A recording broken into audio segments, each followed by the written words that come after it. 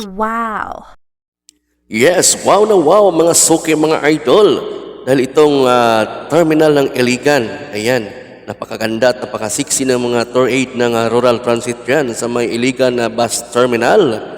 Ayan, ito kasing Iligan na to ay isa sa madaanan ng ating series bus from Manila or from Cubao to Jinsan o Davao or Butuan.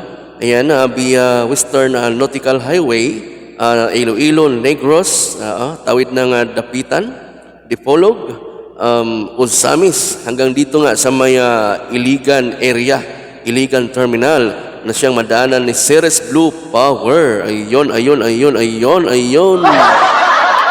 Tapos, dito sa Iligan Terminal, ay dito natin makikita, ayan, yung mga siksi at magagandang tour aid ng rural bus transit. Ayan, magaling magbutas yan mga suki, mga idol. Ayan, magaling magbutas ng ticket. Ayan. Doon sa mga kababayan natin na ang nakasanayan na daanan ay yung sa kabila, yung dumadaan ng San Juanico Bridge, Bicol area, papuntang Maynila. Sa ngayon na hindi madaanan yung San Juanico Bridge, ay subukan nyo po mga suki, mga idol, itong bagong ruta ng Ceres Bus from Mindanao via Negros, Iloilo. Ayan, ang ganda ng tanawin dyan, bandang Antique area yan. Ayan. At yun yung lugar ng Kabisayaan. Maging sa Negros, ayan, yung walang katapusang tubo na madaanan mo sa mga kalsada, mga suki, mga idol. Yun. Ayun na nga. So, talagang malapit na, coming soon na yung pagbiyahe ng ating Ceres Bus from Cubao or Manila to Mindanao. Bagong ruta po yan. Maamoy natin yung bagong ruta ng Ceres Blue Power. Kaya handa ng mga kamera dyan sa may Iligan. Ayan. Ito yung isa sa lugar sa Visayas. Ito yung sa may Aklan, papuntang Boracay Beach Resort. Ayan, sobrang ganda mga suki, mga idol. Ayun, sa pagsakay ng barko ay talagang ma-experience yung mga kababayan na hindi pa nakatry na bumiyahe from Mindanao via Western Visayas. Ayun, dyan sa Katiklan area na yan, dyan din po yung sakayan papuntang Boracay. Sa mga may planong pumuntang Boracay, ayan, napakagandang barko, yung Starlight. Yun, ang ganda talaga, ang ganda ng higaan, ang lamig pa ng aircon.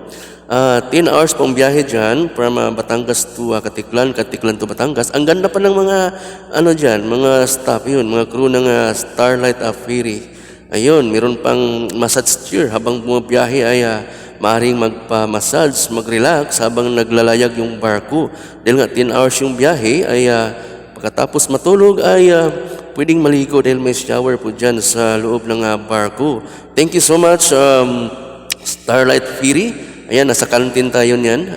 Talagang magandang barko, malaki siya. Hindi mo maramdaman yung alon. Ayan, talagang nakaka-relax. Ayan, shout out sa lahat ng crew dyan sa Starlight Ferry, mga suki, mga idol. Ayun. Ayan, napaka ng dagat, mga suki, oh. Ayan. Kaya nga sa hindi pa nakatry, ay subukan nyo po na mag-travel Mindanao to Manila via Negros, Iloilo. Ayun.